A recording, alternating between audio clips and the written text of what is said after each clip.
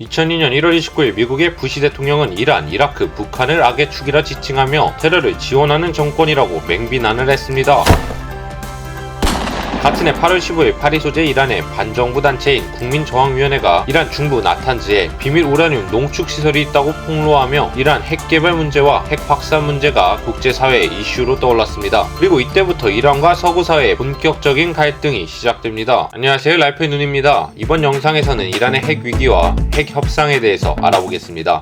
국민저항위원회의 폭로로 이란이 나탄즈 지하에 우라늄 농축시설을 이라크의 핵개발에 필수적인 중수호를 건설한다는 사실이 공개되었습니다. 이는 이란이 1967년 가입한 핵비확산 조약과 1974년에 서명한 국제원자력기구 안전협정을 위반한 것이었습니다. 미국을 비롯한 서구사회에서는 이를 좌시할 수 없었는데 만약 서방세계가 이란의 핵개발 프로그램을 알고도 방관하게 되면 이란은 결국 핵을 개발하게 될 것이고 다른 나라들 역시 이란의 핵개발 사례를 두고 핵개발의 근거로 사용하며 핵 확산으로 이어질 수도 있기 때문입니다. 이런 이유로 유엔 안전보장이사회 상임이사국 5개 국가와 독일은 국제원자력기구를 통해 이란의 핵 활동 보고 의무 불이행을 지적하며 발빠르게 움직였습니다. 그리고 같은 해 11월 이란은 우라늄 농축 프로그램 유예를 발표하고 원자력 기구의 핵시설 4차를 허용하며 한 걸음 물러섰습니다. 그리고 이란이 2003년부터 2년간 서구사회의 요구에 순응하며 이란 핵위기는 일단락되는 것 같았습니다. 그런데 2005년 6월 반서방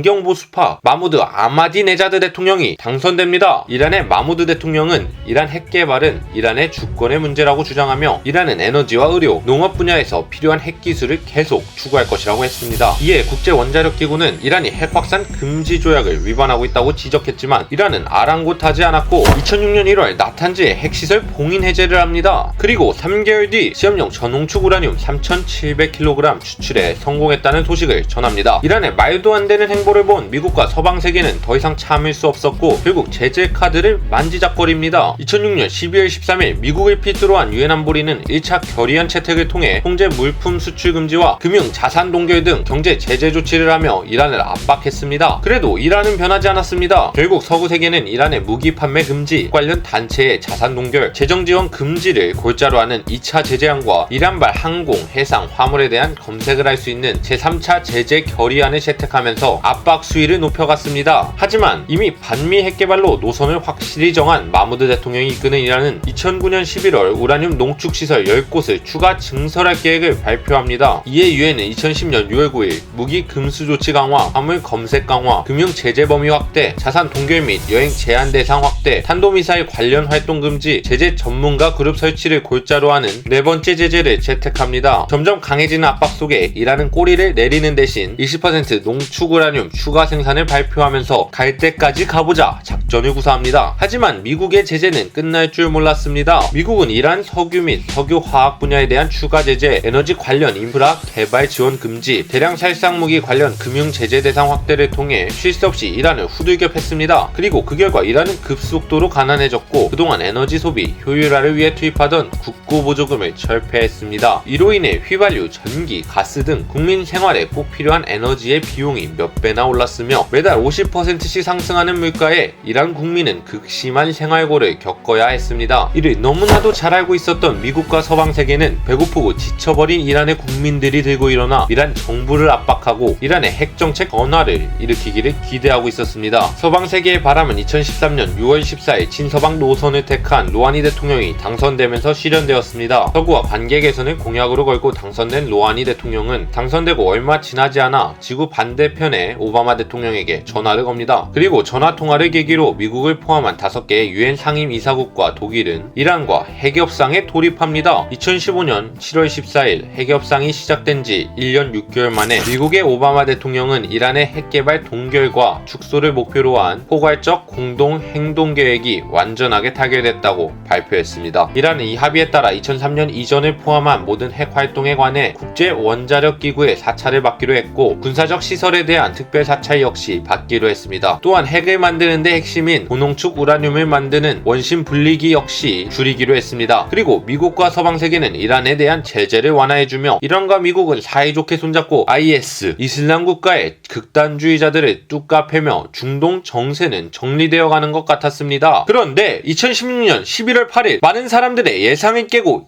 바로 이 사람이 당선됩니다. 다음 편에서 계속